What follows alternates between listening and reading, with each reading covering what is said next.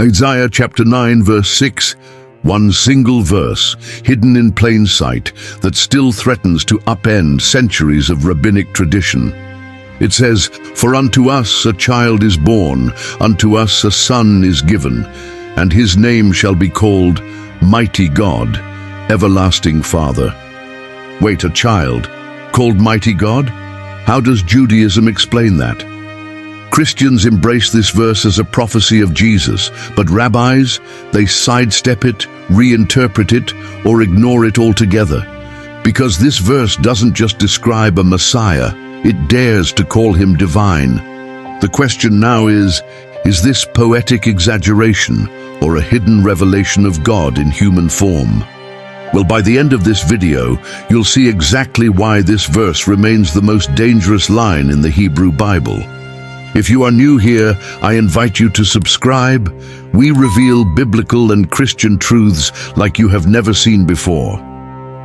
Now let me give you a background on this long-standing controversy. Isaiah 9 was written during one of the darkest periods in Israel's history: war, political instability, looming Assyrian invasion. And yet, right in the middle of the chaos, Isaiah delivers a stunning promise. A child will be born, a son will be given, and the government will rest on his shoulders. But it's what comes next that explodes with theological weight. Vayikra Shemo, El Gibor, Aviad, Sar Shalom. That is what the Hebrew text says.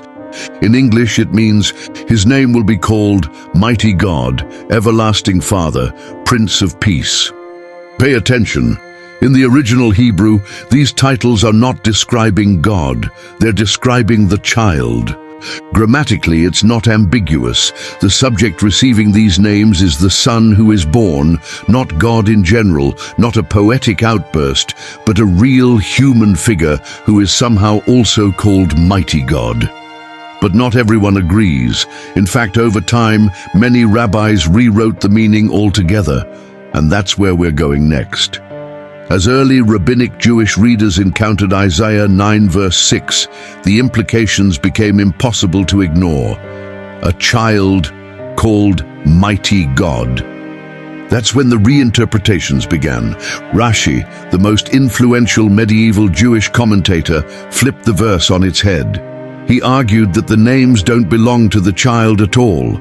According to him, they're actually referring to God, not the Son. The child is just called by the one who gives peace, Rashi claims. But this isn't what the Hebrew says. The structure of the verse places the divine titles directly on the child, who is the subject in the statement. Radak, another prominent rabbi, took a different route. He spiritualized the verse, saying it describes a historical king, maybe Hezekiah, with exaggerated language. But if you look back, you would realize that no Jewish king, not even David or Solomon, was ever called El Gibor, Mighty God, let alone Everlasting Father.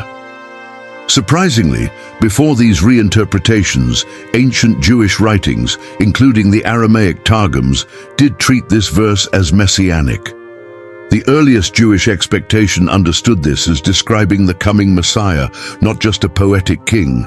But over time, as Christian claims about Jesus grew stronger, rabbinic interpretation grew more cautious, even defensive.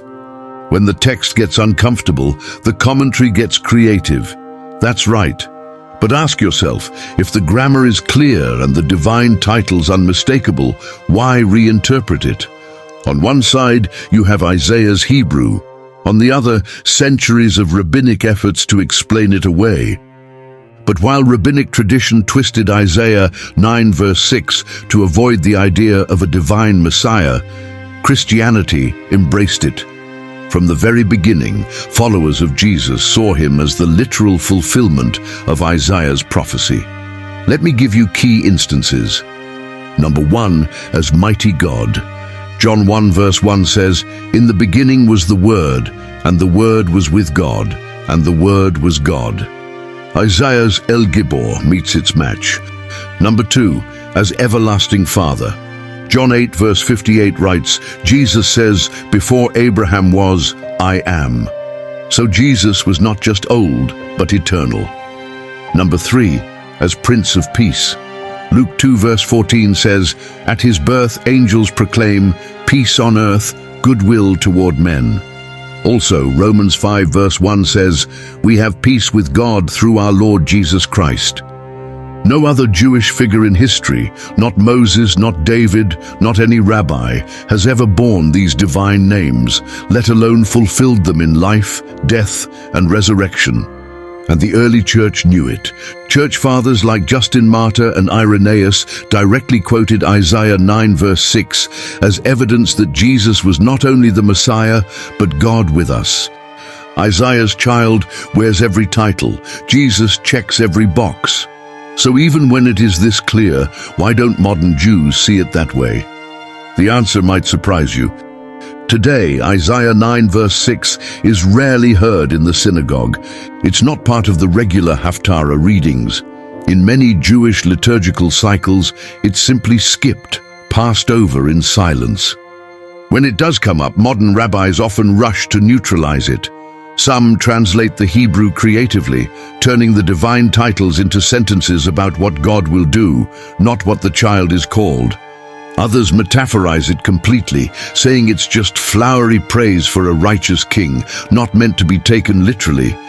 But if it really didn't point to Jesus, why hide it?